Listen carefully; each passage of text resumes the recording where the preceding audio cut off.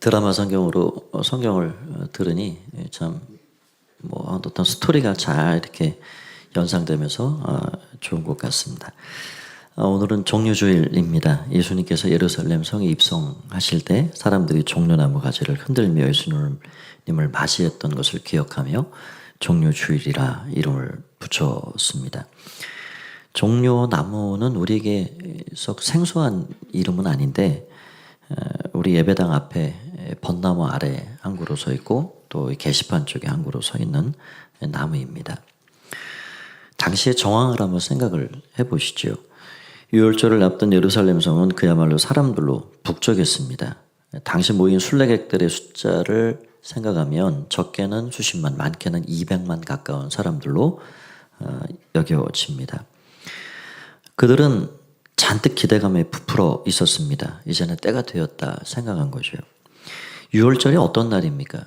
그 유월절의 기원은 그 당시로부터 1500년 전으로 거슬러 올라갑니다. 400년이 넘도록 애굽에서 종살이했던 그 백성들, 모세의 인도를 따라 출애굽하여 홍해를 건너 자유를 얻은 그 민족으로는 광복절과 같은 날이 유월절입니다. 또 가까이로는 BC 165년 헬라의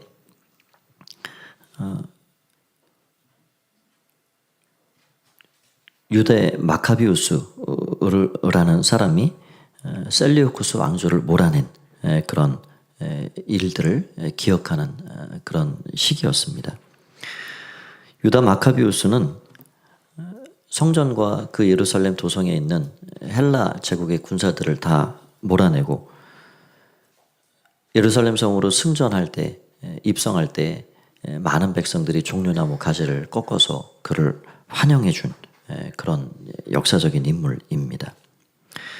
그렇게 1500년 전 출애굽한 기억과 165년 전 헬라로부터의 독립을 이루어냈던 그 추억을 다시 더듬어 이제는 로마로부터 우리가 자유를 얻을 때다 생각한 사람들이 갈릴리 지역에서 수많은 기적과 이적을 행한 그 예수님이 예루살렘에 들어온다는 사실이 그렇게 적지 않은 기대감을 갖게 만들어 놓은 것이죠. 이제 그 예수님이 로마 군대를 몰아내고 다윗의 옛 영화를 회복시켜 주실 것이라는 그런 큰 기대를 가지고 온 시선이 그 예수님께 집중이 돼 있는 것입니다. 거기에다가 요한복음을 보면 분위기가 한껏 더 고조된 그 이유가 있습니다. 바로 죽은 나사로를 살려낸 사건입니다. 예루살렘에 들어가시기 직전에 하룻밤을 베다니에서 지내게 되셨는데 그 사랑하는 나사로가 죽어 무덤에 묻힌 상태가 됐습니다. 그때 그 죽은 나사로를 향해 말씀을 선포하셨고 그 죽은 나사로는 무덤 문을 열고 나아오는 일이 있었습니다. 그러한 사건을 통해서 예루살렘은 예수님에 대한 소문으로 꽉 퍼져 나가게 됐고 그 예수님이 이제 예루살렘에 들어오신다는 것은 바로 정치적으로 이 유다 나라를 로마에서 해방시켜줄 메시아라 하는 것으로 그 예수님을 맞아들이고 있는 것이죠. 그러나 예수님은 그들의 기대와는 달리 정치적인 메시아로 이 땅에 오시지 않으셨습니다. 예수님은 백마탄 계산장군처럼 예루살렘에 들어가지 않으셨습니다. 오히려 작은 나귀 새끼를 타고 입성하셨습니다. 이것이 무엇을 말해줄까요?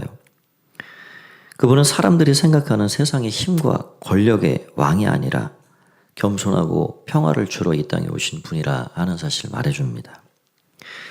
인간들은 로마 군대를 몰아낼 무기와 군마를 기대했지만 하나님은 더 근본적인 우리 인류가 가지고 있는 죄의 문제를 해결해 주시기 위해서 세상 죄를 지고 가는 하나님의 어린 양으로 그분을 보내주셨습니다. 여러분, 우리는 이 종려주일을 통해서 어떤 왕을 기대하고 있는가? 어떤 왕을 모셔드리고자 하는가? 내 욕망을 채워줄 세상의 영웅을 기대하고 있는가? 아니면 나를 위해 십자가를 지실 평화의 왕을 기다리고 있는가? 우리는 본문을 통해서 나는 어떤 왕을 맞이해야 할까? 영적인 결단을 어떻게 가지면 좋을까? 몇 가지를 생각을 해보고자 합니다. 첫 번째는 내 삶의 진정한 왕으로 고백해야 한다 하는 것입니다. 예수님이 어떤 분이길래 우리가 그 예수님을 진정한 왕으로 고백할 수 있을까요? 저와 여러분은 어느 때 어느 순간인지는 모르지만 그 예수님을 나의 왕 나의 주님으로 기꺼이 영접한 사람들입니다.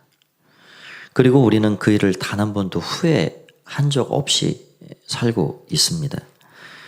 그렇다면 예수님이 어떤 분이시길래 기꺼이 그 주님을 왕으로 모셔드리고 살고 있을까? 예수님은 세상의 집권자들과는 확연히 다른 분이셨습니다. 세상의 권력자들, 세상의 힘 있는 자들을 생각해 보십시오. 그들은 할 수만 있으면 더 높고 큰 권력을 행사하려 합니다. 아무리 작은 나라의 왕이 되고 대통령이 된다 할지라도 그 취임식을 보면 할 수 있는 한 최고의 영광을 누리려 하는 것이 바로 권력자들의 마음입니다. 대통령이 취임하면서 말을 타거나 우리로 말하면 티코나 마티즈를 타고 그렇게 들어간 사람이 없지요. 그날에서 공수할 수 있는 최고급 럭셔리카를 준비하고 레드카펫을 깔아놓고 의장대, 경호대를 다 대동해서 할 수만 있으면 다른 나라 정상들까지 초청해서 환호와 박수갈채 가운데 취임식 하고자 하는 것이 기본적인 일입니다. 그럼 거기서 끝나는가? 그렇지 않습니다. 권력의 자리에 오른 후에는 모든 수단을 동원해서 그 권력을 강화시켜 나갑니다. 자신과 뜻이 맞지 않은 정적들을 제거하고 위협하고 사람들을 임의로 통치합니다.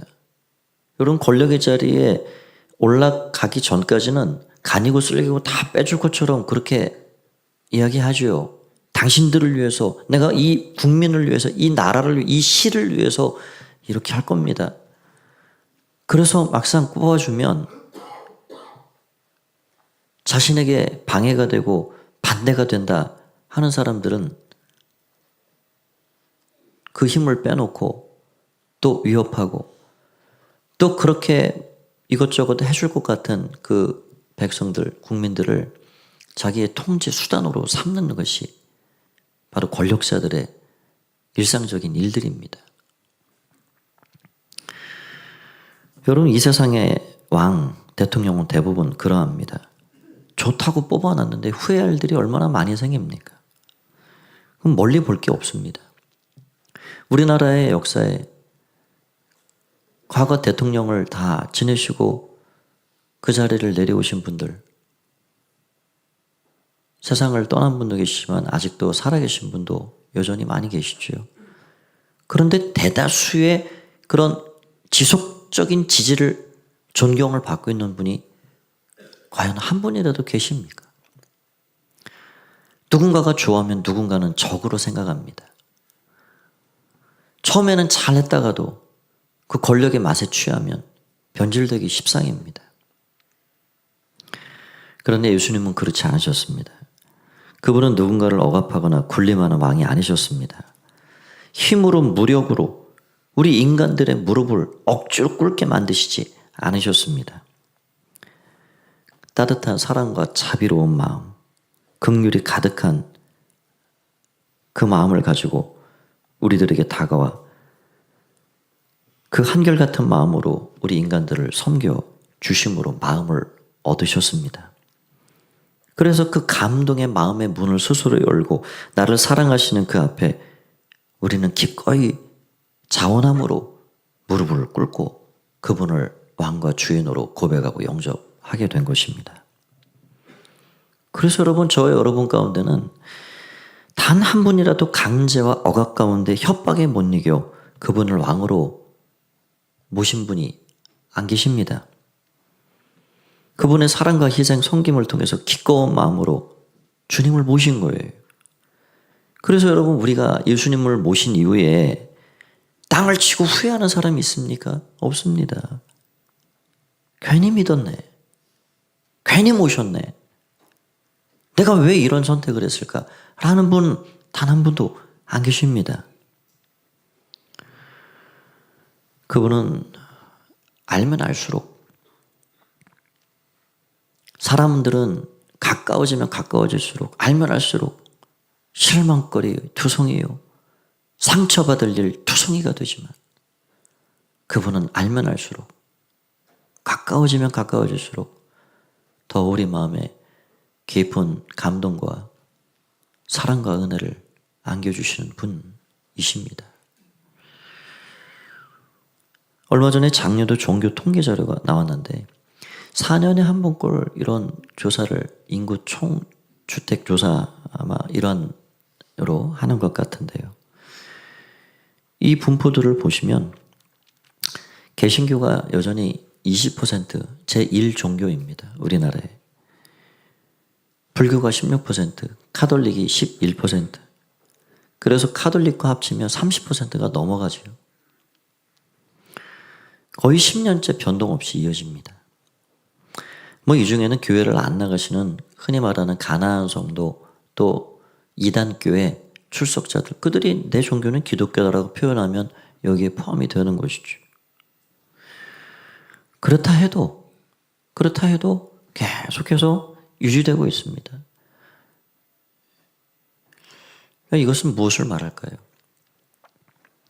예수님을 만난 이후에 그 만남을 내가 후회스러워서, 내가 이 만남이 잘못된 만남이어서 그 관계를 끊어버리고 돌아서는 이들이 없습니다.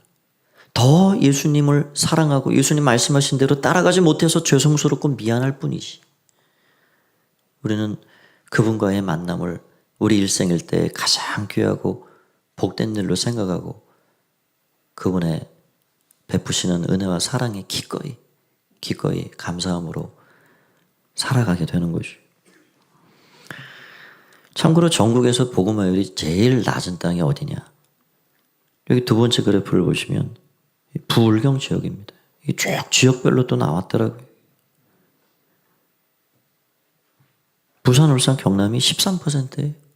근데 우리 사는 이 마산은 제가 이렇게 저렇게 듣고 또 추측해 보면 두 자릿수가 안 되겠다 싶습니다. 반면에 불교는 제일 전국에서 강한 곳이 우리 사는 이 지역입니다. 그래서 여러분, 이따 나눠드리는 계란을 여러분이 드시지 말고 꼭 VIP에게 이웃에게 나눠주시기 바랍니다.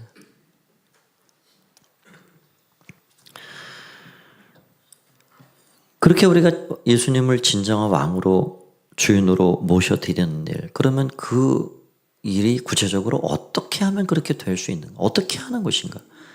왕으로, 주인으로 모셔드린다는 게 말로만 하는 것은 아니잖아요. 우리는 다 그렇게 말할 수는 있습니다. 예수님 나의 주님이십니다. 나의 왕이십니다. 그러나 우리가 그분을 왕으로, 주인으로 모시는 일은 그 이상이 되어야 합니다.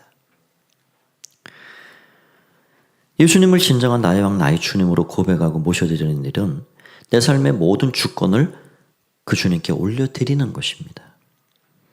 내 시간, 내 물질, 내 건강, 심지어 내 생명까지, 모든 것이 하나님께로부터 왔고 하나님께 있습니다라고 고백하는 것, 바로 그것이 왕과 주인으로 진정으로 고백하고 사는 사람입니다.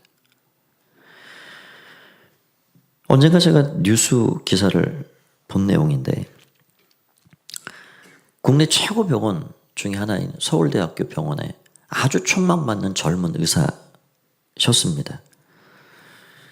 명성도 부도 다 누리고 있는, 그 어떤 것으로도 부족함이 없는 전도유망한 그런 의사였는데 정기검진을 받고 충격이 입사했습니다. 암이 발병된 것이고 그것도 말기입니다. 남들을 고쳐주느라 자신 안에 독버섯처럼 퍼져가는 암세포가 온몸을 감싸고 있다는 것을 전혀 눈치채지 못했습니다. 친구들, 동료 의사들이 그에게 수술을 시도했는데 도저히 칼을 댈 수 없을 정도로 온몸에 퍼져 있는 그 암세포도를 보고 절개했던 복부를 다시 닫고 말았습니다. 그리고 몇 주일 지나 이 세상을 떠났습니다. 저는 그 이야기를 보고 장래는 내 손에 있지 않구나. 얼마나 유연하고 얼마나 무력한 존재인가 라는 사실을 다시 한번 깨닫게 되었습니다. 여러분, 모든 것이 하나님께 있습니다.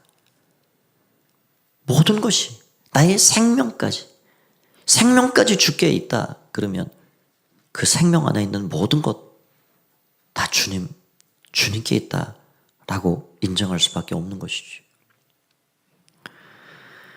오늘 본문에 보니 어린 아기 새끼를 예수님이 쓰시겠다, 끌고 와라 하실 때 제자들이 가서 매여 있는 어린 아기 새끼를 끌고 올 때 주인이 어리둥절했습니다. 왜 가져가시오? 주가 쓰시길 겁니다. 그랬더니 그 주인은 어떤 조건도 대가도 바라지 않고 주님의 필요를 채워주는 일에 자신의 나귀를 내어줍니다. 당시 농경사회는 이 동물이 너무 귀한 거지요. 가축들이 얼마나 귀합니까? 저도 어린 시절 농사를 짓는 부모님 아래서 자라면서 항상 있었던 게 밭을 매는 소요, 집을 지키는 개요, 염소, 토끼, 닭 이런 것들은 늘 집에 있었어요. 가축들이 귀하지요. 알을 낳아주는 닭이 얼마나 귀하고.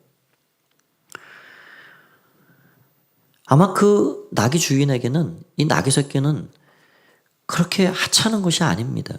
굉장히 귀한 재산 중에 하나였을 겁니다. 그러나 그것을 기꺼이 주님이 필요로 하실 때 그 소유권을 주님께 넘겨주었습니다. 제가 감동이 되는 것은 우리 성도님들이 주님의 몸된 교회에 필요를 채워주는 것을 볼 때 감동이 됩니다. 많은 분들이 부족한 것을 보고 필요를 채워가시는데 우리 매일마다 선교편지 그 내용을 보시고 들으시고 하시지만 제가 선교원금을 이렇게 쭉 목록을 재정부에서 이렇게 저에게 매주 보고서를 주는데 어떤 분은 무명으로, 어떤 분은 그 금액이 크고 작금의 여부와 관계없이 그 선교사님들의 필요를 공급해주는 손길들이 보여요. 참 귀하구나. 물질만이 아니지요. 교회가 필요로 할 때, 어떤 것이 손길이 필요할 때 마음의 감동을 따라 시간을 내고 재능을 통해서 그 필요를 채워가는 것들을 보면 참 귀하게 느껴집니다. 목장 안에서도 그렇죠. 수고하는 목자 목녀님의 그 수고의 짐을 함께 지고자 감동을 따라 어떤 이는 반찬으로, 어떤 이는 재정으로, 어떤 이는 시간으로 그렇게 해서 함께 목장의 모임을 준비하고 음식을 함께 준비하고 하는 그런 모습들을 보면 참 감동적입니다. 여러분, 우리는 그렇게 누군가의 필요를 채워주는 사람들로 살아가면 좋겠습니다. 무엇보다도 주님의 필요를 채우는 사람들. 우리가 예수님을 진정한 왕으로 고백하고 산다는 것은 주님의 필요를 채워가며 사는 것입니다. 저 여러분이 예수님을 그렇게 진정으로 왕과 주인으로 고백하면서 주님께 모든 주권을 내어드리고 주님의 필요를 채워가는 믿음의 삶을 살아가기를 간절히 바랍니다. 두 번째는 마음의 성전을 깨끗하게 해야 한다 하는 것입니다. 예수님을 진정한 왕으로 모시기 위해서는 마음 성전을 깨끗이 해야 합니다. 그러나 당시 예루살렘 안에 있었던 그 성전은 그러질 못했습니다. 환호하는 무리들과 달리 예수님은 예루살렘 성 가까이 오셨을 때 탄식을 쏟아놓고 눈물을 뚝뚝 흘리기 시작하셨습니다. 그 타락한 도성, 누구보다도 성경을 잘 안다 말하는 바리새인 서기관들, 종교 지도자들의 그 눈먼 영적 어두운 모습들을 보면서 탄식하시고 지금은 종려가지를 흔들며 환호하고 호산나를 외쳐대지만 장차 십자가에 못 박으라고 소리를 높일 그 수많은 무리들을 바라보시며 눈물을 흘리신 것입니다.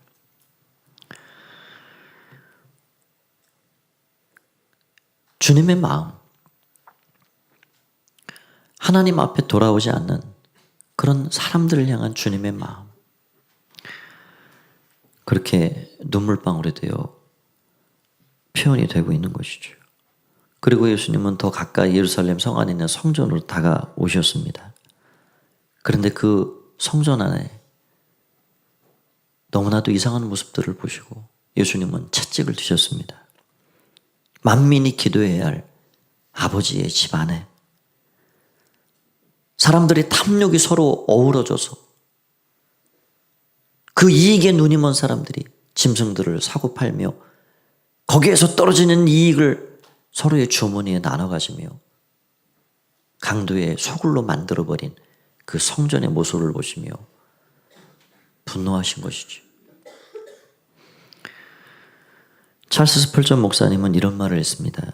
당신의 마음이 세상의 탐욕으로 가득 찬 장터가 되어 있다면 거룩하신 주님은 결코 그곳을 자신의 성전으로 삼지 않으실 것입니다.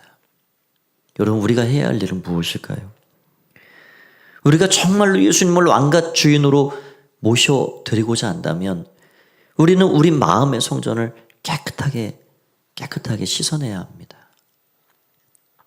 우리 마음에 나의 이익과 탐욕으로 얼룩져 있는 강도의 소굴처럼 되어 있는 그런 부분들이 있다면 우리는 그것들을 다 살피고 자진해서 그 상을 둘러엎고 그것들을 거룩한 성전에서 내몰아야 합니다.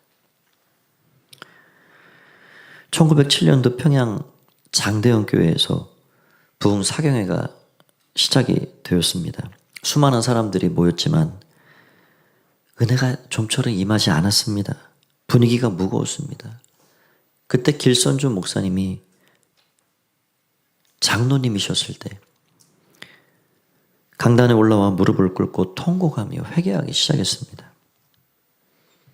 여러분, 나는 아간과 같은 죄인입니다. 1년 전 세상을 떠난 친구가 내게 재산을 정리해달라고 부탁했습니다. 그런데 나는 그 돈 중 $100를 슬쩍 가로챘습니다. 하나님, 제가 하나님을 속였습니다. 내일 아침 당장 그 돈을 친구의 부인에게 돌려주겠습니다. 장로님이 뼈를 깎는 탄식하며 회개를 쏟아놓자 그곳에 있는 많은 성도들이 앞다투어 자신의 죄를 고백하게 되었습니다. 하나님, 제가 죄인입니다. 제가 도둑놈이었습니다. 제가 가늠한 인간이었습니다. 제가 누군가의 호주머니를 탐내어 누군가를 속이고 사기를 치고 그런 인간이 저였습니다. 그들은 자신의 마음 성전에 꼭꼭 숨겨놓고 있었던 장사꾼들을 자발적으로 몰아내기 시작했습니다. 상을 뒤엎고 채찍을 들어 가슴을 치며 강도의 소굴과 같은 자신의 마음들을 하나님 앞에 쏟아놓으며 만민이 기도하는 성령이 함께 하시는 아름다운 거룩한 성전으로 빚어지기를 원하는 마음으로 하나님 앞에 나아갔습니다. 바로 그것이 한국교회를 살려낸 평양 대부흥 운동의 시작이 된 것입니다. 여러분, 여러분은 삶에서 이후로도 또 실수하고 또 죄에 빠질 것입니다. 그러나 여러분, 그때마다 시시때때로 어느 순간이든 우리를 씻어주시고 우리를 새롭게 하시는 그 예수님 앞에 나아가시기 바랍니다. 그분의 보혈을 힘입어야 우리는 살게 됩니다. 우리의 마음을, 우리 주님은 우리 연약함을 우리 주님은 너무 잘 아시기 때문에 우리가 주님 앞에 나아가기만 하면 우리를 기꺼이 기쁨으로 깨끗이 씻으시고 새롭게 세워주시는 주님이실 줄 믿습니다. 그 예수님의 보혈을 날마다 의지하여 살아가는 여러분의 삶이 되시기를 주님의 이름으로 축원드립니다. 마지막 세 번째는 가장 좋은 때에 기꺼이 헌신해야 한다 하는 것입니다. 저는 오늘 이 본문에서 어린 나귀를 생각해 보았습니다. 한 번도 짐을 실어보지 않은 나귀. 그래서 사람을 태워보지 않았던 나귀. 짐을 싣고 가는 것도 사람을 태우고 가는 것도 익숙치 않았을 것입니다. 예수님의 당시에 30대의 장정의 몸무게가 얼마나 나갔을까? 아무리 적게 나가도 60kg로 나갔다 치면 그 60kg나 되는 예수님을 그 등에 태우고 그 적지 않은 거리를 끝까지 간다는 것, 그렇게 쉬운 것 아닙니다. 상당히 벅찼을 것입니다.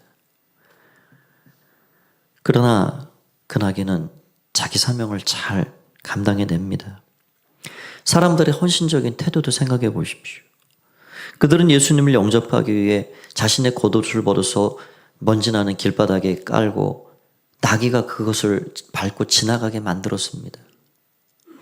당시 사람들이 입고 있었던 그 겉옷은 간단한 게 아니에요.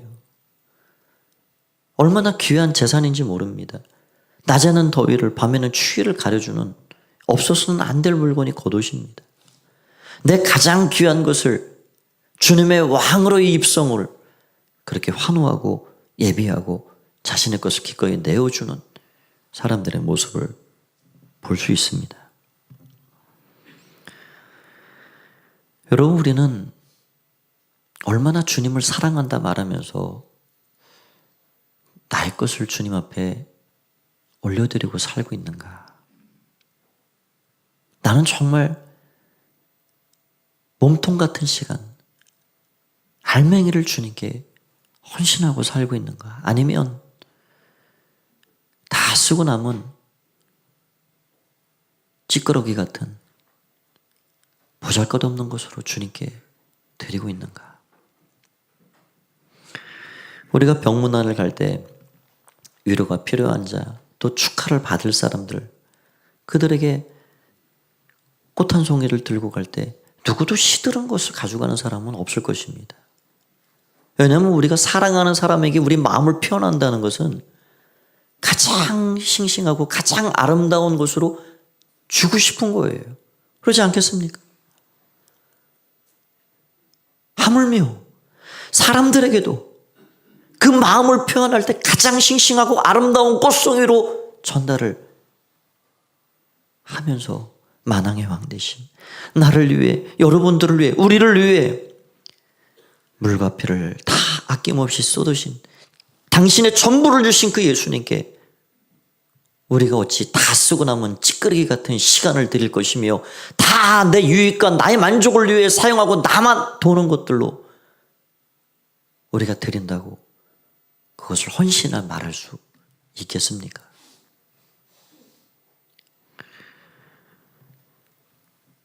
우리가 주님 앞에 헌신한다는 것은 우리 인생의 절정기를 드릴 수 있어야 하는 것입니다. 세상을 위해 나를 위해 다 써버리고 힘없고 지칠 때 남은 짜투리 시간으로 드리는 것이 아니라 가장 싱싱하고 아름다운 꽃송이를 건네듯 내 물질, 내 젊음, 내 시간, 내 건강, 주님이 필요로 하실 때 그것들을 올려드릴 줄 아는 그런 헌신이 우리에게 필요합니다. 1924년 파리 올림픽의 육상 경기에 영국 국민들이 기대하는 한 사람이 있었습니다. 들어보셨겠지만 에릭 리들이라는 사람입니다. 100m 유망주입니다. 나갔다 하면 금메달은 거의 보장된 사람이었습니다.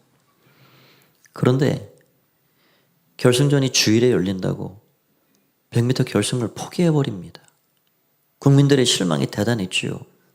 아니, 어떻게 얻은 기회인데 저것을 차버려? 참 유난스럽다. 참 별나다. 그러나 에릭은 양보하지 않았습니다. 그렇게 포기를 했지만 400m에 나갈 수 있는 절호의 찬스가 주어졌습니다. 그래서 결국 400m에서 금메달을 따게 됩니다. 그것을 모티브로 한 영화가 불의 전차라는 것입니다. 그의 고백 가운데 나머지 200m를 달리는 그 순간은 나의 힘이 아니었던 것 같습니다. 주님이 나를 달리게 하셨습니다. 라고 고백합니다. 그런 그가 전도 유망한 앞날에 안정된 삶이 보장되어 있는 그가 그 젊음의 시기에 운동선수를 은퇴하고 중국 선교사로 헌신하게 됩니다. 사람들은 그를 향해 미쳤다 말합니다. 그러나 그는 이렇게 고백합니다. 내 전성기는 육상 트랙 위에 가서가 아니라 하나님을 위해 헌신하는 바로 지금입니다. 여러분, 그럼 헌신할 수 있는 가장 인생의 절정기는 어느 순간일까요? 우리 중에는 연세가 70이 넘으시고 80이 넘으신 분들도 계십니다. 그러면 그 시간이 다 지나버리고 지금은 아무것도 할 수 없는 시간입니까? 아닙니다. 가장 우리가 주님 앞에 드릴 수 있는 절정의 시간은 바로 지금 이 순간입니다. 이때입니다. 사랑하는 가족이 내 주변에 있고 사랑하는 동역자가 내 주변에 나와 함께 있을 때 몸된 교회가 필요로 어떤 것을 필요로 하는 그 순간에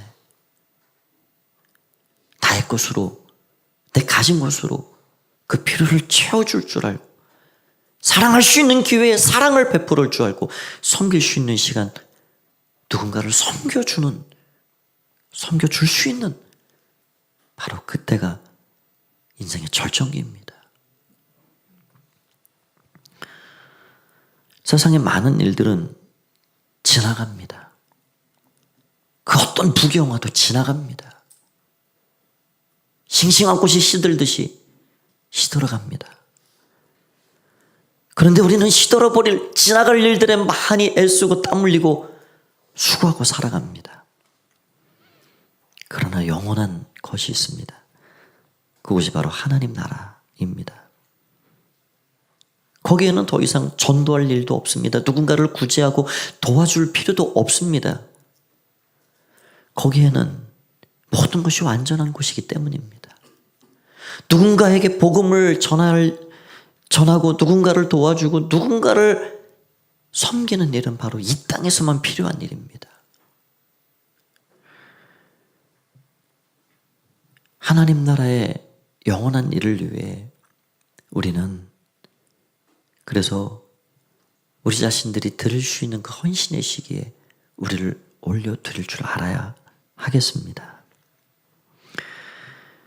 주님을 위해 주님의 영광을 위해 하나님 나라를 위해 한 모든 것들은 다 영원한 것이고 하나님은 영광의 면류관으로 그 모든 삶을 귀하게 채워주실 것입니다. 말씀을 정리하고자 합니다. 우리가 가는 그 십자가의 길 믿음의 여정은 때로는 좁고 그래서 힘들고 고통스럽고 부족하고 연약하고 실수투성인 우리가 걷기에는 너무나도 힘겨워 보입니다. 그러나 만왕의 왕 되신 예수님을 정말 진정한 왕과 주인으로 내 삶에 모셔드리고 그분과 함께 그 길을 걷는다면 우리는 그 십자가의 길이 그렇게 어렵고 힘든 길이 되지 않을 것입니다. 그 주님과 함께하는 가장 복되고 아름다운 길이 될 수 있습니다. 여러분의 삶에 이러한 주님과 함께하는 그래서 그 진리의 길을 그 십자가의 길을 기쁨으로 감사함으로 걸어가며 그 길 끝에 있는 그 영광을 그 아름답고 가장 귀한 그 영광을 주님과 함께 받아 누리는 그런 은혜가 여러분의 삶에 넘쳐나길 바랍니다. 한 주간의 삶에 이런 은혜가 충만히 넘쳐나시기를 주의 이름으로 축원드립니다. 같이 한번 기도하겠습니다. 하나님 은혜를 감사합니다. 오늘 주님이 주시는 귀한 말씀을 마음에 담고 만왕의 왕 진정한 왕으로 내 삶의 그 주님을 다시금 모셔드리며 주님 맡기신 귀한 일들을 또 잘 감당하는 마음으로 주 앞에 살아가기를 원합니다. 주님 도와주셔서 우리 주님을 늘 바라보며 그 필요를 채워가며 헌신하며 살아갈 줄 아는 믿음의 사람들이 다 되게 하여 주시옵소서. 예수님의 이름으로 기도하옵나이다. 아멘. 시간은 우리 말씀 생각하고 우리에게 몸과 피를 내어주신 그 예수님을 생각하면서 성찬의 자리에 나아가는 시간 갖겠습니다. 찬송가 228장 1절 2절을 부르면서 우리 성찬 준비를 하도록 하겠습니다.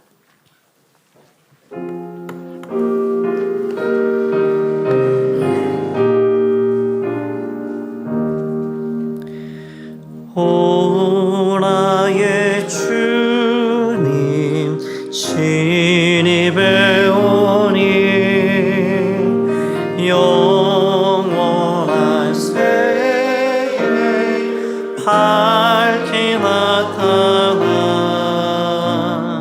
한없는 은혜 길이 누리리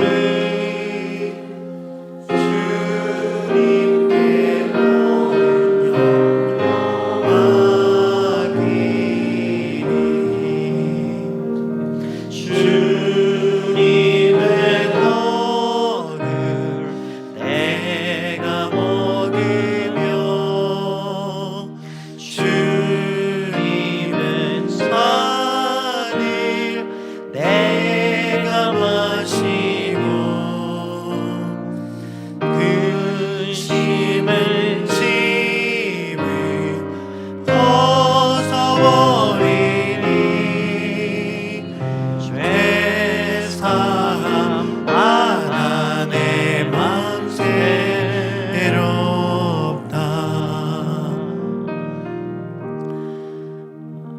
우리 주님께서 유월절 전날 제자들과 만찬을 나누시면서 이것을 행하라 하시고 행할 때마다 나를 기억해라 말씀해 주셨습니다.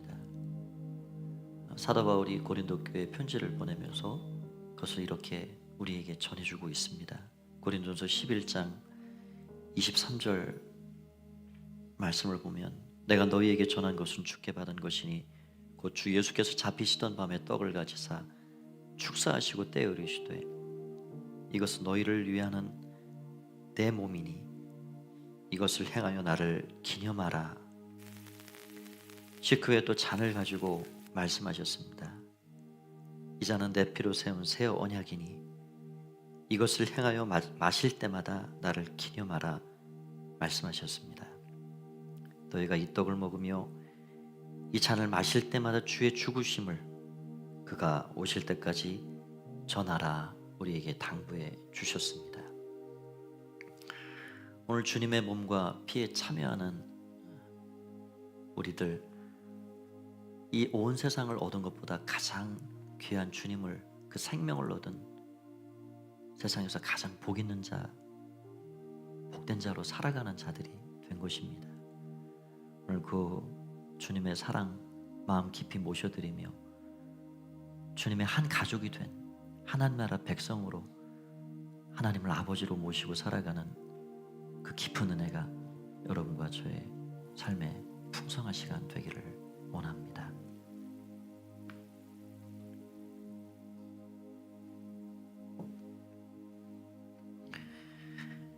예수님께서 떡을 떼어주시며 말씀하셨습니다. 이것은 너희를 위한 내 몸이다. 받아 먹으라.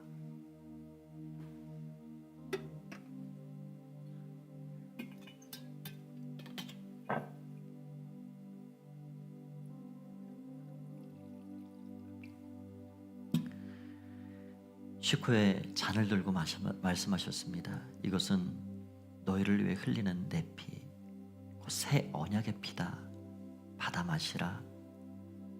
이것은 너희의 죄사함을 위한 나의 피라 말씀해 주셨습니다. 이제 이 떡과 잔에 참여하는 모든 분들이 우리 주님의 그 희생을 생각하시면서 감사함으로 참여하시기를 바랍니다.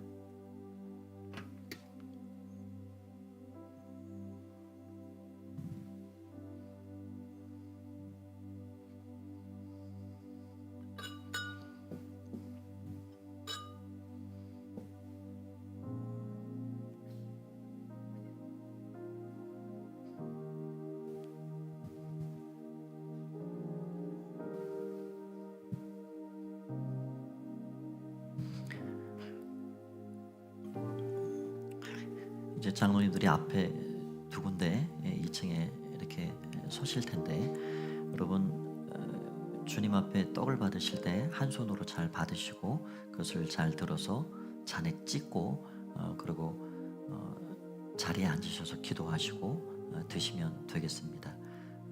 여러분의 장로님들께서 성도님을 위해 주신 주님의 몸입니다, 주님의 피입니다 하면 아멘 하시고 감사함으로 받으시길 바랍니다.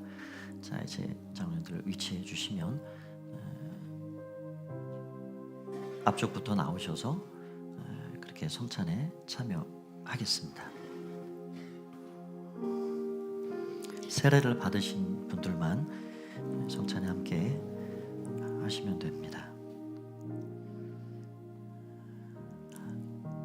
내가 진실로 진실로 너희에게 이르노니 믿는 자는 영생을 가졌나니 내가 곧 생명의 떡이니라.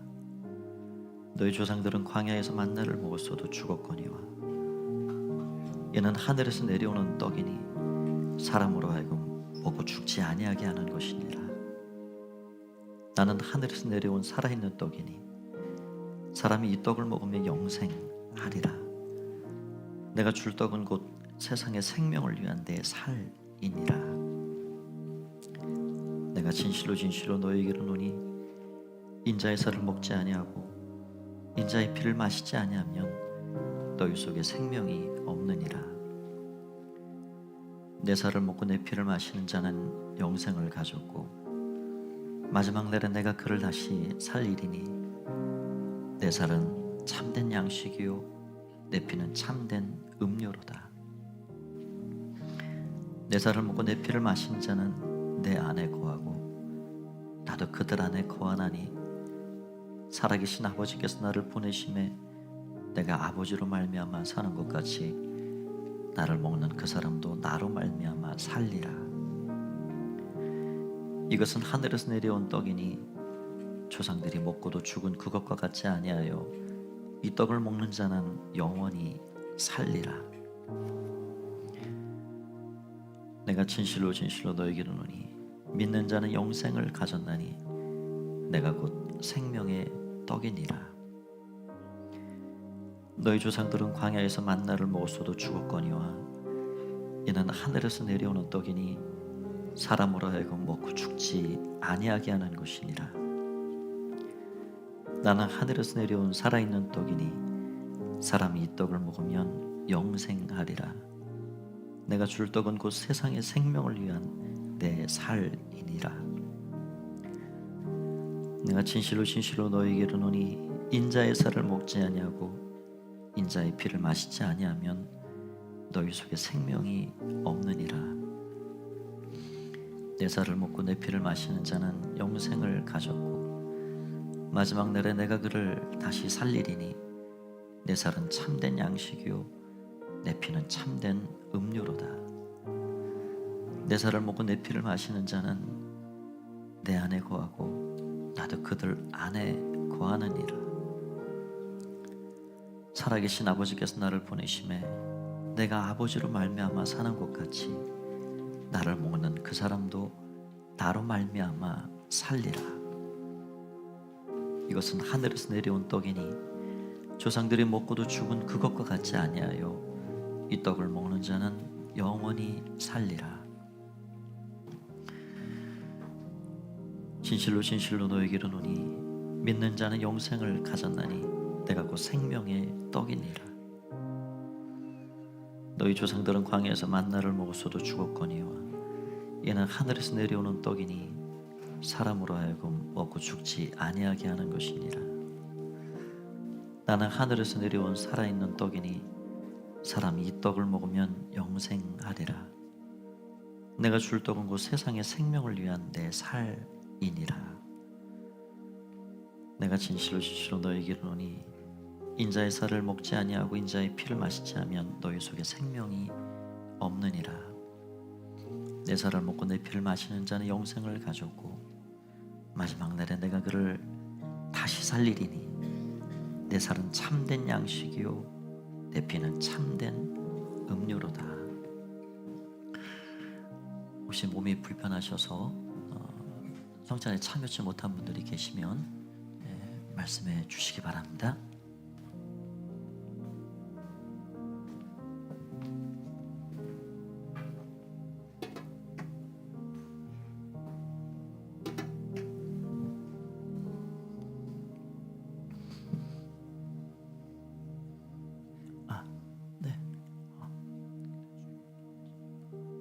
주님의 몸입니다. 장로님들 다 하셨습니까?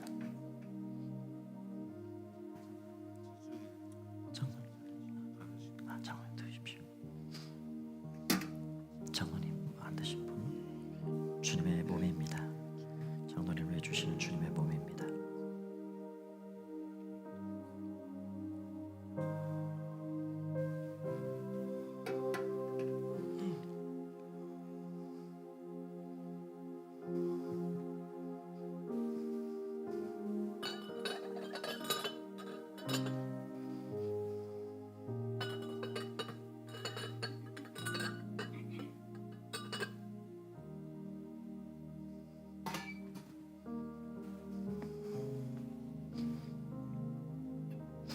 이 시간 다 함께 한번 기도하겠습니다. 주님의 몸과 피를 제공받아서 우리 살과 피가 되었습니다. 그분이 양식이 되어 주셨습니다. 주님, 주님으로 인하여서 모든 죄를 씻어주시고 영원한 생명, 그 영생을 누리도록 은혜 주시니 감사합니다. 그 감사로 험하고 거친 세상이지만 넉넉히 이겨내겠습니다. 주님과 함께 가겠습니다. 주님 붙잡아 주십시오. 주님 십자가의 길을 능히 감당하고 걸어갈 수 있도록 힘과 능력, 지혜가 되어 주옵소서. 우리 다 함께 통성으로 주 예수님 바라보면서 함께 기도하도록 하겠습니다. 함께 기도합니다. 살아계신 주님을 찬양합니다. 오늘 예수님 우리의 삶에 베풀어 주신 귀한 은혜에 감사를 드립니다. 주님, 우리의 몸과 우리의 피가 되어 주시니 감사합니다. 영원한 생명을 주시니 감사합니다. 우리의 당신의 그 소중한 생명을 주시니 감사합니다. 주님의 몸과 주님의 피를 통하여서 아버지는 모든 죄가 사하시고 영원한 생명, 하나님 나라 천국을 누릴 수 있도록 해주시니 감사합니다. 주님, 우리 하여서 생명 주신 예수님 감사합니다. 그 영원한 생명을 날마다 바라보며 누리며 살게 하여 주시옵소서. 주여, 주의 백성들을 잡아주시옵소서. 즐거운 세상을 넉넉히 이겨나갈 수 있는 힘과 능력이 되어 주옵소서. 아버지 감사합니다. 아버지 감사합니다. 모든 영광 주님 홀로 받아 주시옵소서. 오, 예수님을 찬양합니다. 오, 주님 감사합니다. 감사합니다. 아버지 감사, 예수님의 이름으로 기도합나이다. 아멘. 살아계신 주님 찬양합니다. 우리 생명이 되어 주시니 감사합니다.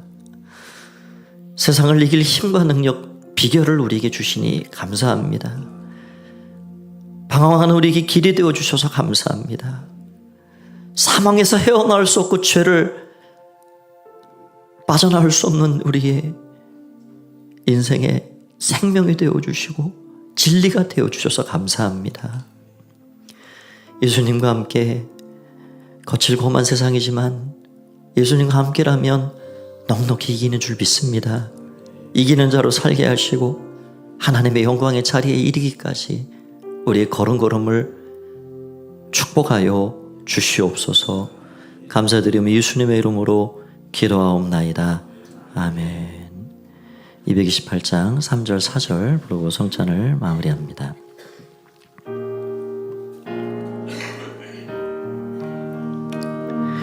주 예수 밖에 도움 없소서.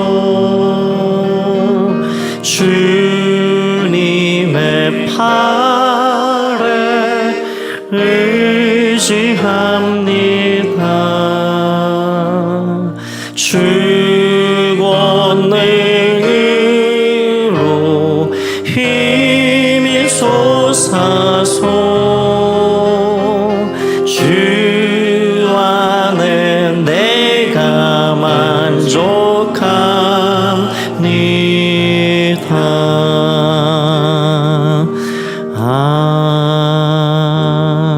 아멘. 다 함께 자리에 일어나셔서 저와 함께 인사 먼저 나누실까요? 제가 샬롬 하면 여러분도 샬롬 평화 인사를 나누시면 되겠습니다. 샬롬. 우리 앞뒤 저 계신 분에게 샬롬 평화 인사를 나눠주십시오. 사랑합니다. 축복합니다. 한 주간도 승리의 삶을 살아가시기 바랍니다. 다 함께 우리 찬양 드리고 축도 예배를 마치겠습니다.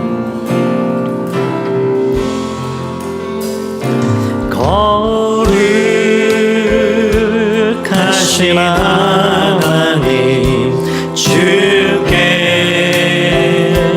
감사드리세. 날 위해 이 땅에 오신 동생자 예수, 나의 맘과 뜻 다해 주를 사랑합니다. 날 위해 이 땅에 오신 동생자 예수, 내가 약할 때 강함 주고 가난할 때 우리를 부욕해 하신 나의 주 감사. 내가 약할 때 강함 주고 가난할 때 우리를 의롭게 하신 나의 주. 우리 두 손 들고 고백합시다. 내가 약할 때, 내가 약할 때 강함 주고 가난할 때 구하게 하시는 중, 가난할 때 우리를 의롭게 하신 나의 예수. 나의 약함이 강함이 되게 하시는 하나님, 하나님 찬양합니다. 내가 약할 때 강함 주고 가난할 때 우리를 의롭게 하신 나의 주 감사.